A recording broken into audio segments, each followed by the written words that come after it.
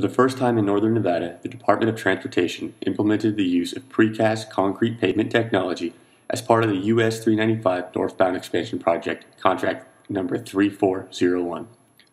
Using this patented system developed by Fort Miller Company and specified by NDOT, granite construction crews were able to significantly shorten the project schedule, reducing the impact to traveling public. The patented system allows for precast slabs to be installed at grade shortening duration and impacts, avoiding the normal crushing time needed for conventional concrete paving methods.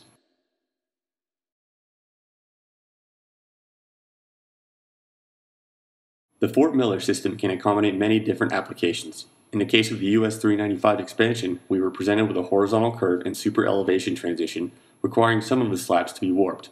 Granite enlisted a third-party surveyor to provide Fort Miller with the necessary information to design the slabs.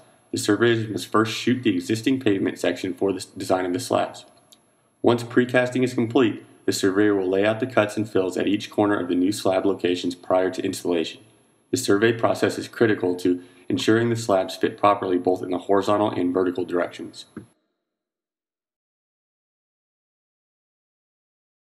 In order for the process to be successful, full-depth cuts must be made to maintain a vertical edge on the existing pavement and to ensure the precast slabs fit properly. On this project, the decision was made not to saw cut the existing pavement prior to removal, causing a 2-hour delay. There are various methods for removal of existing pavement, dependent on whether the material is concrete or asphalt. Since this project consisted of AC, we chose to use a grinder as the most efficient method to removing the existing AC and to minimize subgrade disturbance. In the event that the roadway is concrete, a slab crab would be the best method to remove panels without disturbing the subgrade. Care should be taken not to damage the existing pavement to remain. The subgrade may need to be repaired and recompacted after excavation to ensure a uniform surface.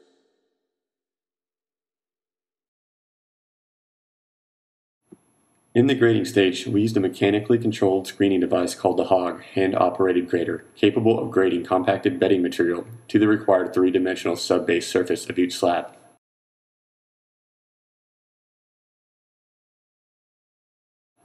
Adjacent pavement surfaces are typically not level, so an accurate grade reference is required to make certain the slabs are set only once in the correct horizontal and vertical position.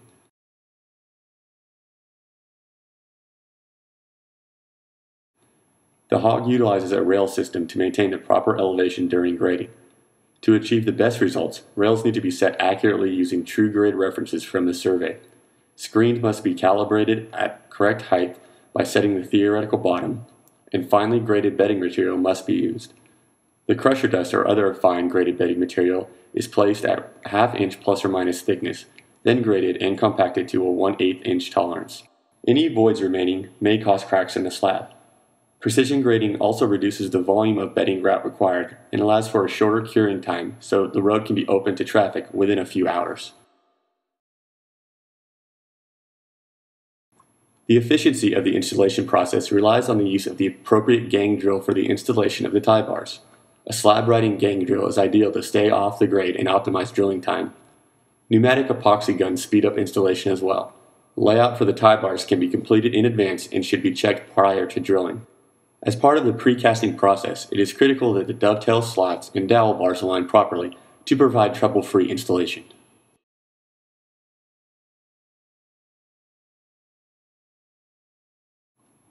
Assuming all the prep work to this point has been done accurately and thoroughly, placement of the slabs should be the easy part. For this project, the slabs were precast off-site by CB Concrete and then hauled to the site using flatbed trucks.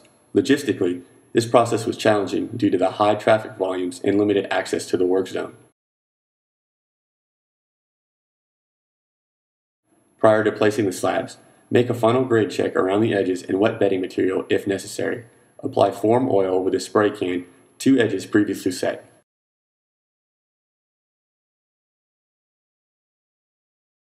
Choosing the proper equipment for installing the precast slabs will depend on the size of the slabs and the location of the installation. For this project, we used a 90-ton crane.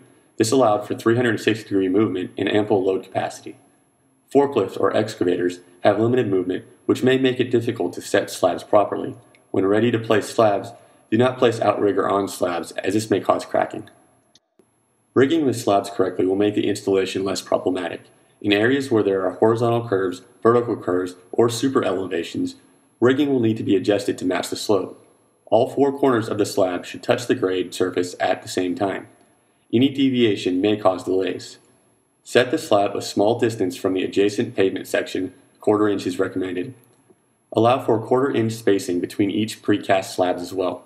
Be sure to align dowel bars with the precast dovetail slots. If slab corners do not match the existing pavement, remove and reset the slab prior to installing the next slab.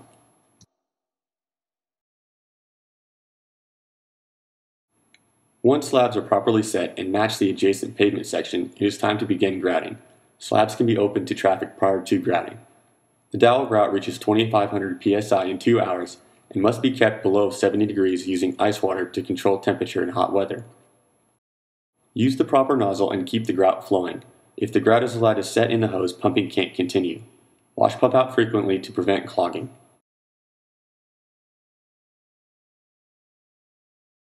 You'll need a truck with grout material and water, a trailer with grout mixer and pump, either a chem grout or volumetric, short hose and nozzle, pails for water and measuring, and barrels for waste. Once you begin grouting, clean up any excess immediately.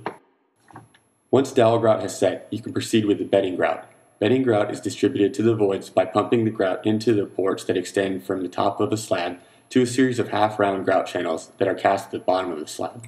A grout port is cast into the slab at each end of each channel, making it possible to pump grout into one end of each port until all voids are filled. The bedding grout is a mixture of cement, water, and admixture. If mixed properly, the flow rate should be between 17 and 20 seconds and must be able to flow into thin voids.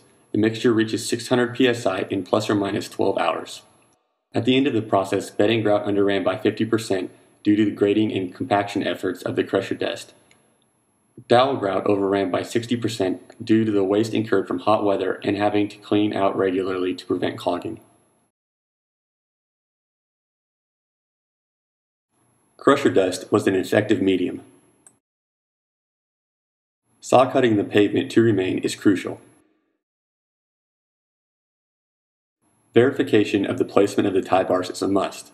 Utilizing as-built of the precast slabs is ideal as well as being consistent with the tie bar placement when precasting.